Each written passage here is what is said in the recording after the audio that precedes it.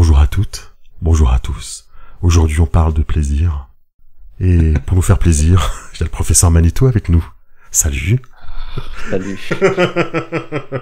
Et voilà, c'était sûr que ce thème il allait partir en cacahuète. C'était sûr. Voilà.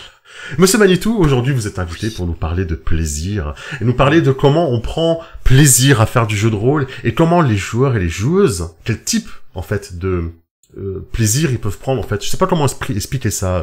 Expliquez un petit peu mieux votre idée. Je vous en Ce que prie. je peux dire déjà, c'est que ça me fait super plaisir d'être là. Mais ça fait plaisir Déjà. d'être là aussi. Hein. Ouais, Voilà. Ouais, Et ça nous fera plaisir. le plaisir dans le jeu de rôle, je pense, ça peut venir de plein de choses différentes. Tout le monde n'a pas forcément d'ailleurs les mêmes attentes. Il y a certains joueurs, par exemple, qui vont prendre peut-être plus de plaisir à faire du donjon classique, hein, le fait d'aller casser du monstre, de déjouer des pièges, tout ça. Peut-être qu'il y a d'autres joueurs qui, au contraire, n'aiment pas forcément les jeux avec beaucoup de combats, qui préfèrent plutôt des intrigues un peu politiques ou des scénarios d'enquête. Hein. Il y a des joueurs, des joueuses qui aiment justement enquêter, trouver des indices, les rassembler, trouver Voilà. Je pense qu'on peut aller même plus loin. Il y a des gens qui aiment qui prennent plus de plaisir avec le jeu de rôle solo. C'est vrai. Il y a des gens qui préfèrent ne pas proposer une partie quand ils ont du moment libre pour faire du solo à la place. Ça existe. Hein? Il y en a qui font ça. Il y en a qui font ça. Ils préfèrent prendre leur petit plaisir en solitaire. Bah, jeu de rôle. Ça se fait bien, ça se fait bien. Pourquoi toujours, voilà. Ouais, c'est ça. Hein. Et il vaut mieux une bonne partie seule qu'une mauvaise partie accompagnée. Et voilà. Exactement. Hein. C'est vrai. Voilà, On parle toujours de jeu de rôle, là? On parle toujours de jeu de rôle, hein. Après, voilà, il y a des gens qui prennent peut-être plus de plaisir, que ce soit par texte ou voilà, des trucs bien spécifiques. Toi, par exemple, qu'est-ce qui te fait plaisir dans le jeu de rôle? Qu'est-ce que tu préfères, en fait? Alors, le mot plaisir en anglais, c'était le mot fun. Donc, je sais pas si les deux, ça va quand même ensemble. Oui, fun, ça peut être du plaisir, mais ça peut être aussi de l'amusement. Drôle. Effectivement, quoi. Ouais, drôle, amusement, etc.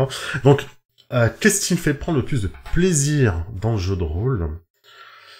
C'est une excellente question. Je crois que c'est les interactions avec les personnages et l'évolution des interactions avec les personnages.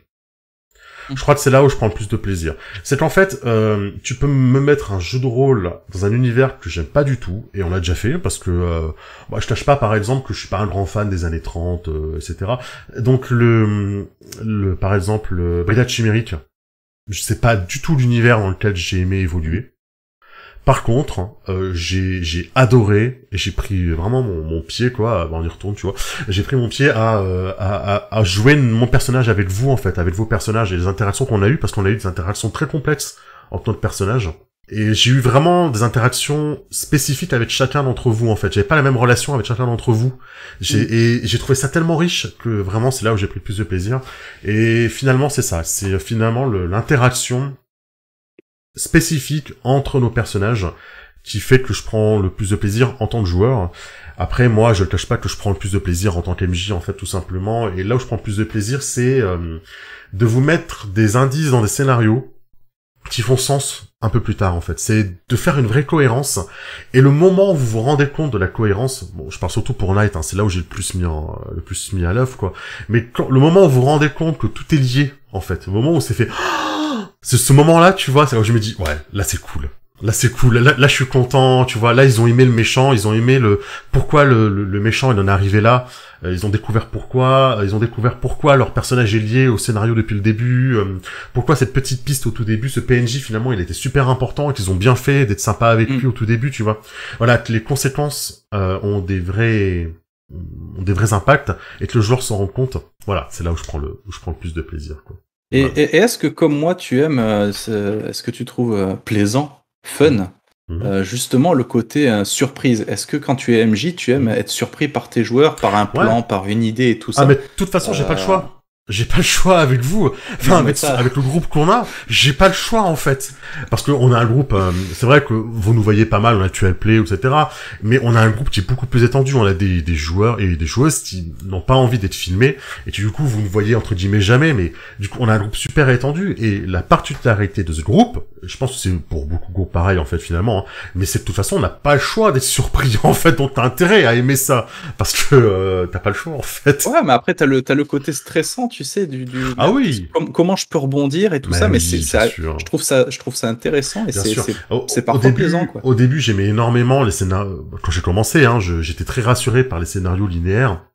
Mais aujourd'hui, je prends beaucoup de plaisir à partir d'un scénario, et puis si ça explose, et puis on voit où ça mène, c'est pas grave. Donc c'est là-dessus que je tire plus de plaisir dans l'improvisation, finalement. Je pense qu'on pourrait même donner un exemple. Et moi, l'exemple me vient tout de suite, c'est Meepo. Meepo. Meepo. Voilà. Est-ce que tu peux nous décrire vite fait ce que c'est Meepo pour partager un peu le... Ouais, Meepo, c'était un gobelin, surtout le gobelin s'appelle Meepo, pour moi, depuis Donjons et Dragons, ils s'appellent tous Meepo. Et donc, en fait, c'était un donjon, mais genre le donjon de base, c'était le but, en fait. C'était ce soir, on se fait un donjon pour décompresser. Voilà, vous aviez géré mon garde gobelin, je sais plus si c'était un gobelin, je sais plus ce que c'était. Vous l'aviez hypnotisé, je crois, un truc comme ça, avec un sort. Du coup, c'était devenu votre pote. Et il vous suivait partout, et il vous introduisait dans toutes les pièces, il passait partout où il vous amenait, il vous présentait, du coup vous aviez évité tous les gardes comme ça, quoi. Parce que Meepo, c'était votre pote. Et ce pauvre Meepo, vous l'avez pas rendu honneur, quoi, puisque à la fin, au détour d'un couloir, craque, quoi, mon Meepo, quoi. C'était fun de jouer ce Meepo, en fait. C'était pas prévu par le scénar, c'était pas prévu par le donjon. Mais j'ai pris beaucoup de plaisir et c'était fun de le jouer. Et je pense que ce qu'on a le plus retenu de tout le donjon, mais c'est Meepo, en fait. Quoi. Parce que finalement, c'était juste un donjon, c'est tout. Mais Meepo. Et c'était vachement fun.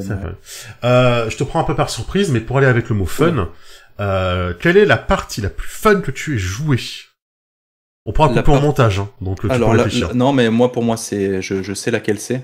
L'une des parties où j'ai le plus rigolé, où je me suis vraiment le plus éclaté en tant qu'MJ, c'est la partie qu'il y a sur notre chaîne d'ailleurs, c'est le chantre du donjon avec Benoît Felten. Ah ouais. Dans Donjons et compagnie. Parce que, vous avez fait des trucs, mais je m'y attendais pas du tout. Déjà, le jeu a un objectif clair, c'est de s'amuser, quoi. C'est quand même une thématique particulière. Et là, on a vraiment rigolé, quoi.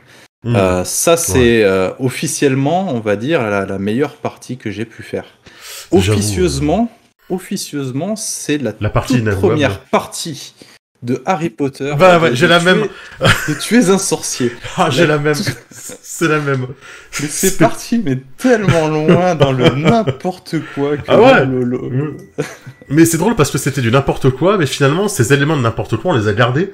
Ils sont toujours dans la campagne, quoi. Les problèmes de papa de ton personnage, les problèmes de maman d'un autre personnage, les problèmes d'argent du personnage d'Étienne. Ouais, les parents élitistes et un poil racistes d'Adèle et d'Alban, quoi, et des jumeaux, quoi. Et finalement, c'est resté, c'est toujours ces mêmes personnages qui évoluent. Et finalement, on a réutilisé même un petit peu de ces éléments-là, quoi. Donc, mais c'est vrai, c'était n'importe quoi. C'était une partie de folie, quoi. J'ai rarement autant rigolé dans la même partie, en fait. C'était vraiment des sales gosses, quoi. Et ils ont des vies pas faciles. et c'est assez drôle, quoi, de les voir évoluer dans l'univers de Poudlard. Parce que autant le trio Harry Potter, Hermione et Ron, ils sont quand même capables, tu vois. Ça leur tombe dessus, mais ils sont capables. Mais vous, ça vous tombe dessus. Et vous êtes dépassés par les événements, quoi. Et c'est ça qui est super drôle, c'est que vous êtes vraiment des espèces d'anti-héros en culotte courte. Malgré tout, on arrive à faire des scénarios intéressants, genre le vol de chaussettes. Moi j'ai trouvé ça génial, c'est con, hein, mais j'ai trouvé ça génial que la quête, on comprend pas pourquoi il y a toutes les chaussettes gauches qui disparaissent. C'est ça. Mais pourquoi Et ça fait de l'intrigue, ça fait une enquête, et puis c'est à notre portée, ça va avec notre âge. J'ai trouvé ça sympa. Là. C'est marrant parce que tu vois, je crois que la campagne les mini-campagnes où j'ai eu pas mal de fun aussi, ça a été Tales from the Loop, et encore une fois, on jouait des enfants. C'est pas parce que jouer des enfants, ça te permet de faire n'importe quoi, on est bien d'accord. Jouer des enfants, c'est pas l'excuse pour faire pipi caca. On est complètement d'accord, mais je trouve que du coup, ça t'oblige à avoir un espèce d'émerveillement à tout ce qui se passe autour de toi, en fait. Que t'as plus, finalement, Et puis tu peux jouer ton personnage un peu sans filtre. Ouais. T'as pas une certaine retenue que la pression sociale peut te mettre quand t'es adulte. Quand t'es enfant, t'as tout qui est ouvert, en fait, tu découvres, en fait. Je trouve ça vachement sympa. Pourtant, c'est paradoxal parce que je déteste jouer un enfant. Hein. Donc et puis même, tu vois, quand tu joues des enfants, tu mets en place des trucs qu'un adulte mettrait pas en place et qui sont super fun. Genre quand tu vas te cacher sous des lits, dans une maison d'infiltration, tu sais, ou quand tu vas infiltrer le collège pour la salle de sciences, quand t'as besoin d'avoir voilà. Et du coup, je trouve que le MJ aussi, il est beaucoup plus sympa parce que 99% du temps, tu te cacherais sous un lit dans un jeu de rôle classique, tu te ferais pécho. Mais là, t'es un gosse qui te cache sous un lit, bah non, ça passe, tu vois. Et du coup, je trouve que le MJ aussi, il est plus dans ce fun-là, quoi. Donc voilà. Et moralité, petite parenthèse, comme quoi il n'y a pas besoin de claquer une fortune dans le jeu de rôle. Des fois, les meilleures parties, les meilleurs moments, bah, ça se fait sur un jeu de rôle gratuit. Donc à ne pas mettre... Run Die Repeat. C'était pas super fun. Repeat. Ah, c'était cool. Voilà. Et c'est encore une fois, c'est un jeu gratuit et tout bête à mettre en place, quoi. Donc voilà. Eh ben, je vous remercie tous, je te remercie toi, et on se dit à bientôt. Pour un nouveau RPG A Day. Oui! Yeah!